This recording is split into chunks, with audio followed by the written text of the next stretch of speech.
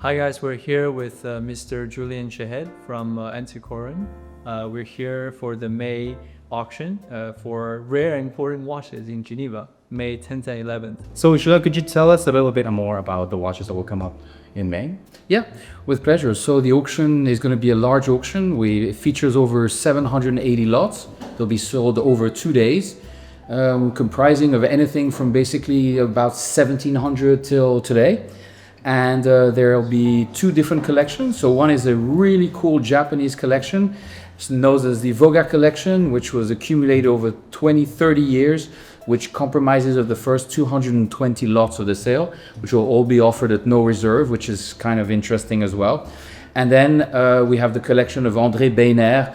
For those that don't know, take the time to actually look at the story in the catalog of André Beiner, because he was a very important not only watchmaker, but actually watch engineer.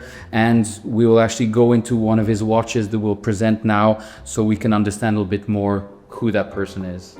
That's good. And which piece is that? So we start with the prototype, which is lot 244. So Mr. André Beiner was not only, as I said, a watchmaker, but he was also a watch engineer. And he contributed to a lot of designs, let it be in early development of electronic watches, but this development brought him to the development of the Better 21, which he also invented. But as a designer, he also ended up designing two important watches, which are prototypes, which were part of his collection. One is this Ébauche SA, which is the prototype, which only 4 were made, to be presented to various watch companies as the world's first ultra-thin automatic tourbillon.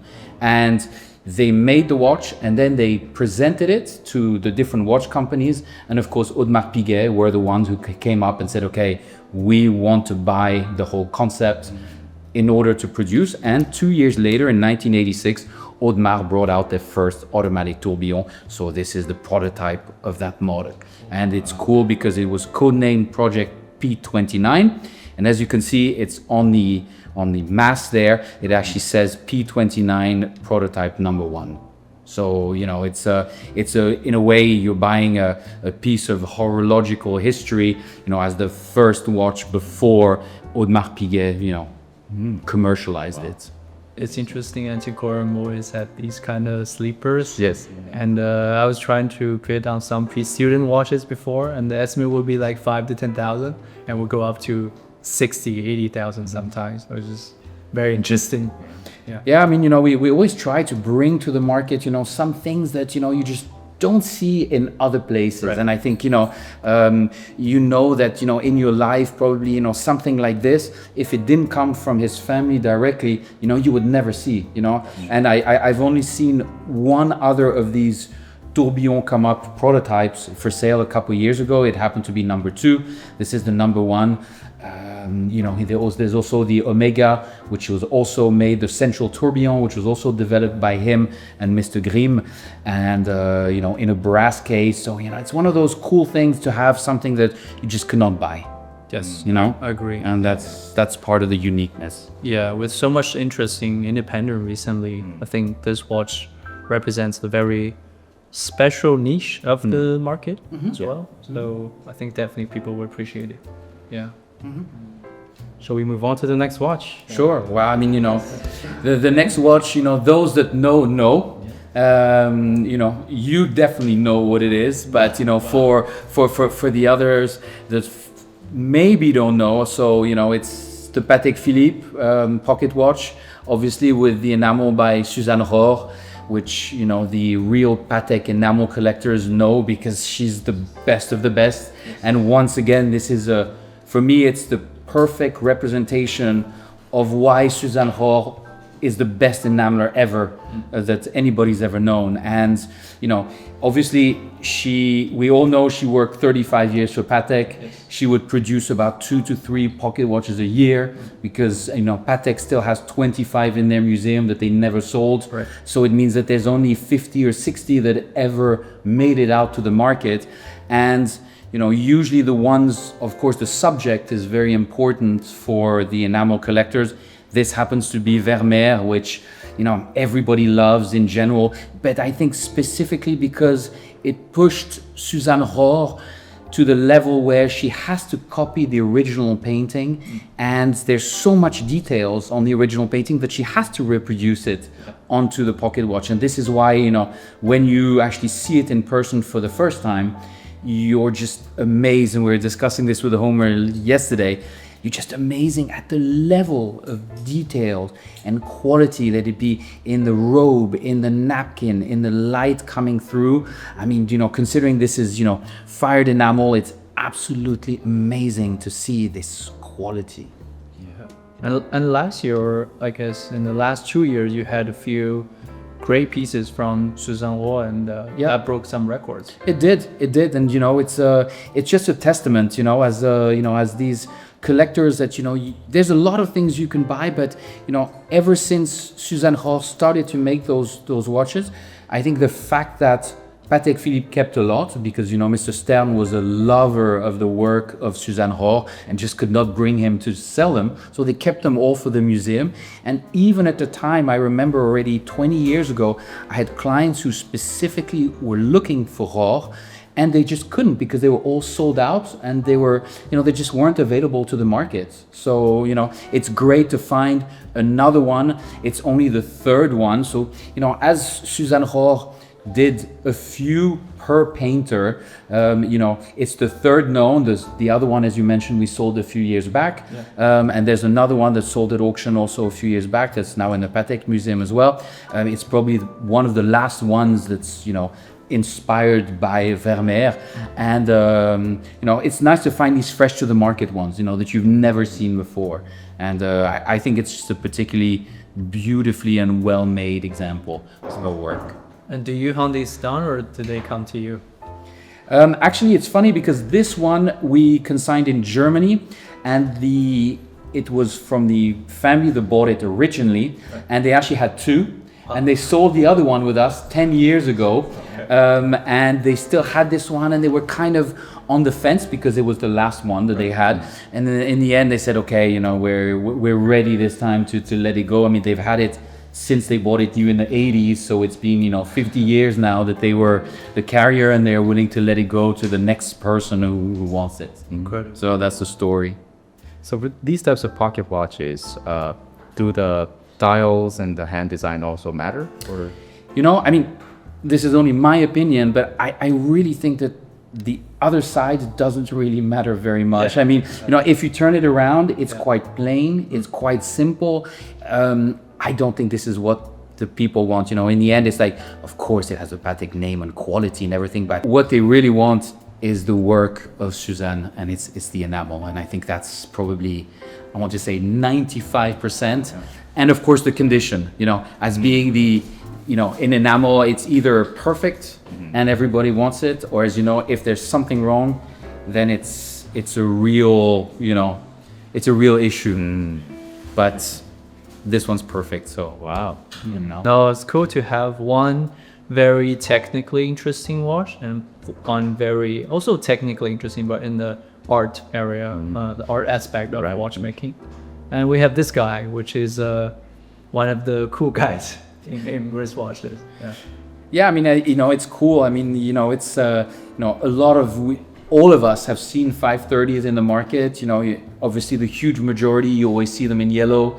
And then you go up in order of desirability, and then you have a black dial, or and of course this is the Patek 530, loved by many collectors because of its oversized case for the time.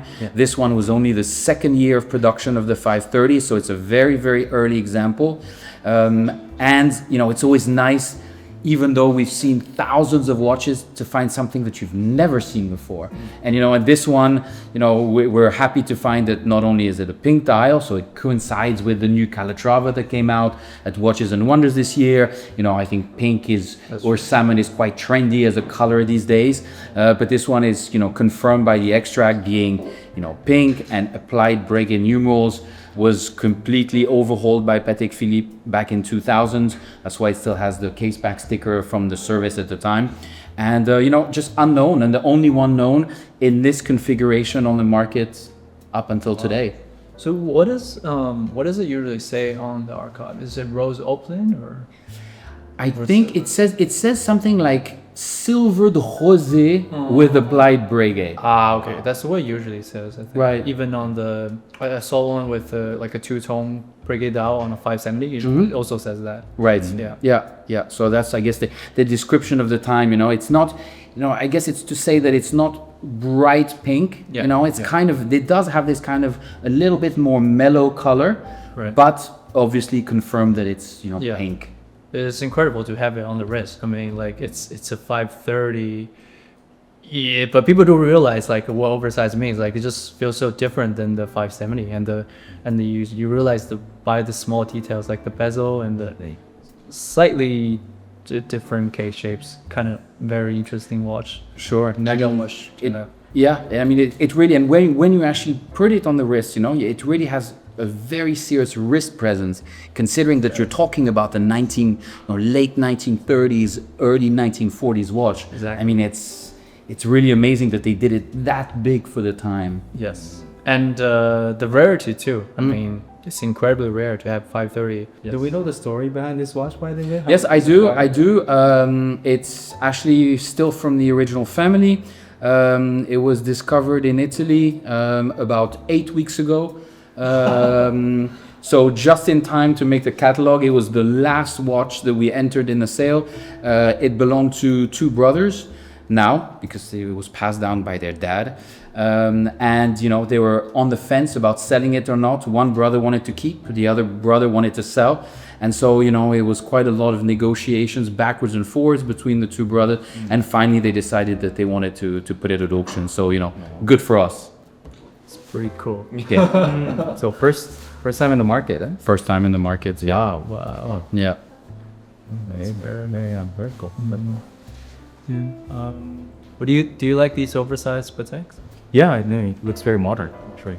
Yeah. Very appropriate. What do you think is the appeal for the 530 besides its rarity and its size? Like, why do Patek collectors go after this? I mean, I think, with Patek collectors very often, I mean, I have to say, rarity is often the first factor that, that draws them to, because in the end, there's no real reason why, one watch should be worth so much more than another. Yeah, I mean, I really think that, rarity is the number one factor. But I think, Homo, you said it exactly right. I mean, I think it's a 40s watch that looks modern. But has this touch of vintage, through the color and also through the Breguet indexes that have patinated somewhat to give it a nice vintage look. I think it's also the size. It's a great size that could be worn by a man or a woman without going in these crazy 44 or 46 millimeters that used to be trendy 10 years back. I think it's not so cool to talk about it extensively since I kind of want to be. All right, so we didn't really touch the Voga collection here, so maybe can we get a few? Yeah, maybe shall we get like the 3 watches from the Voga? Yeah, sure. Let's get that. Let me get this out of the way. All right, so we've got 3 watches from the Voga collection here. Julien, could you please tell us a little bit more about these watches? Sure. So, it's a small selection among, quite a wide variety of what, this Japanese collector accumulated over almost 30 years of collecting. And it's a really interesting insight into early wristwatch collecting, because he really started buying these in the States in the 80s and 90s, where, watches were barely starting to be collectibles. And, he bought what he liked. And that's why it gives such a wide variety from Rolex and Longines and Tudor and Movado. And so among them, we have 3 watches that we picked out together, which kind of represent a small selection of what he kind of liked. So maybe we start with the Tudor first.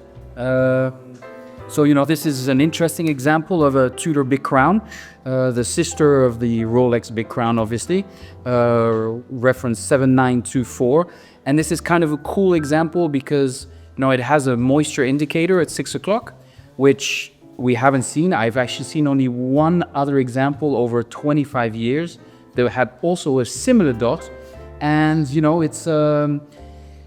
it's a story that's difficult to actually verify or to give facts about. But we were discussing earlier, we can only come up with theories of why that indicator is there. We like theories. Yeah. Well, listen. I mean, my theory is that in those early dive times, the special diving units were kind of shopping around to try and find which brand was actually going to become the official brand for either the U.S. Marine Corps or the Marine Nationale in France. You have some that were also made for the Argentinian Navy. And, before the contract was decided, my guess is that this watch came out as a regular Tudor Big Crown. And that's, in order to test if the watch was really 100% waterproof, I'm assuming that they added this moisture indicator at some point to really indicate if there was, of course, moisture coming into the case. So that's for me what makes the most sense, because it kind of really looks like it's almost added above the writing. Yes. So, it wasn't planned, as we discussed, like on a Blancpain or on these watches where you just have a blank nothing. Right. The Blancpain is most famous for the little humidity indicator on the dial, on the mil specs. Absolutely. But this one looks immediately caught my eye. Like I'll say, for vintage Rolex collectors, they like the different dial. So I think this is interesting for them, and they like a mystery as well. Right. Exactly. Yeah. Absolutely. So yeah. But we have the not so mysterious but very charming and rare bubble bag. It's interesting because it's kind of like the world comes full circle, right? I mean, the watches that were collected the most by the Japanese community back in the 80s is like really at the forefront of wristwatch collecting. The Japanese were there. Yeah. And the first watch that they collected, of course, were Rolex Princes and Rolex bubble backs, because there was definitely a preference for smaller sizes that would fit better, the average Japanese wrist of the time. And this is, a wonderful example with a fully original dial. A lot of these bubble backs, were not waterproof. The crown, even though theoretically it was waterproof, let in quite a lot of humidity and water. So a lot of these early bubble back dials are refinished. This is like, fully original. It's a nice example because it's hooded. And the dial configuration is almost sector dial-ish if you look at it, and it gives it a very different look than your average bubble back. And of course also, on top of that, retailed by Forbes, which is kind of nice. It's retailed by Forbes. Yeah. Wow. Oh, double stamps. Forbes from the US? Forbes from the US, yeah, as a retailer, not Forbes, of course, like the magazine. The magazine. That's interesting. Yeah. But the hooded looks are really interesting. It makes the watch looks very elongated. It does. Absolutely. Fully agree with that. They look pretty good on the wrist, even though the size is like 31 on paper, but they look amazing because they're very tall. They're bubble backs. I found them amazing. Nicely fitted on your wrist. It's true. And, as you said, and the fact that it's hooded really, adds on your wrist, to the length. And if you just take a regular one on leather, it will look much smaller, where this, in the end, with this combination, makes it pretty contemporary in my taste. Yes. Right. Yep.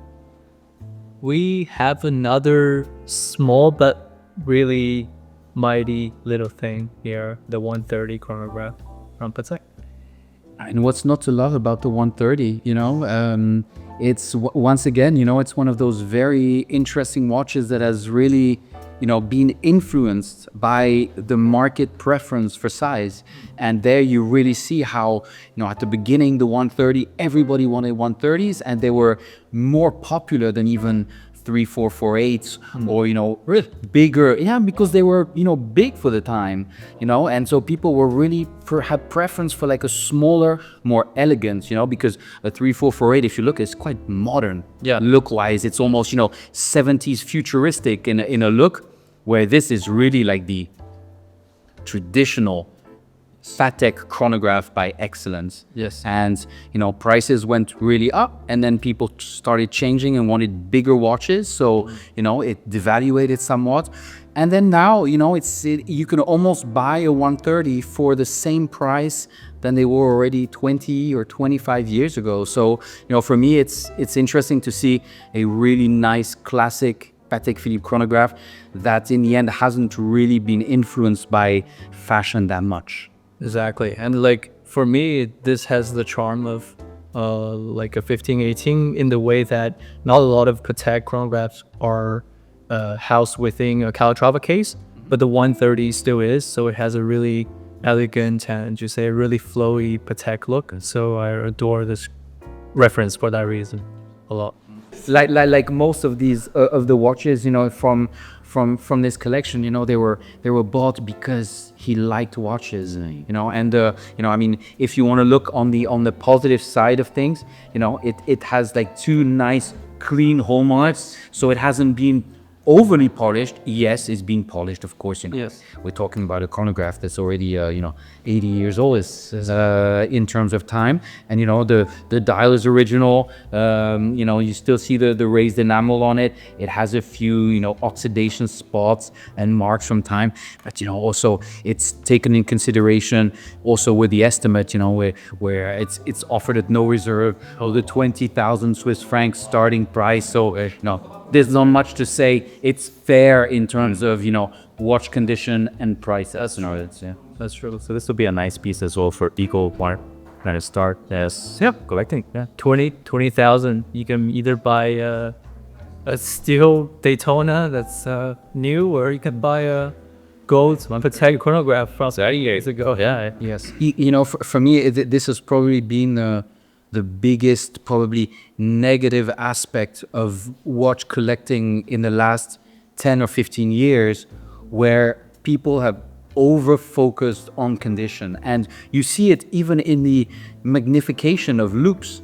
You know, we've been using ×2, ×3 loops for 20 years. Yeah. And then suddenly in the last 5 or 10 years, people have gone in ×10, ×20 loops. There is a point where, you know, if you're looking at a watch that's 50 or 80 years old, you have to take that in consideration. You know, a watch has lived, it has been worn, it has been used, and you cannot expect to have things to be perfect all the time.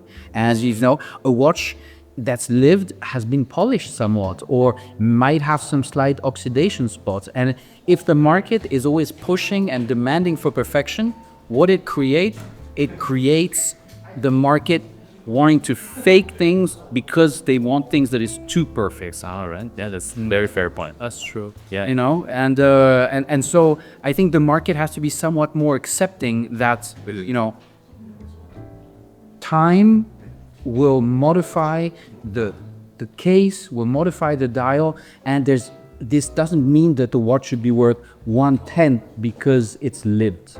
That's true. I agree. Like if you buy vintage cars, if you only buy like delivery miles covered, and you have no cars to buy, first of all, and secondly, like you're gonna pay what 5-10 times more than you buy your regular example, which is insane if you want to use it. Yeah. I mean, you know, it's also a part of collecting. You know, yeah, you can collect Newell stopwatches and do nothing but that. But you know, if you take a loop that's a ×10 to look at a dial, you're always going to find something. You know, you're always going to find some defect. It's just nothing can be perfect. Nice. All right. Well, I think it's getting busy already. Wonderful watches. Please bid.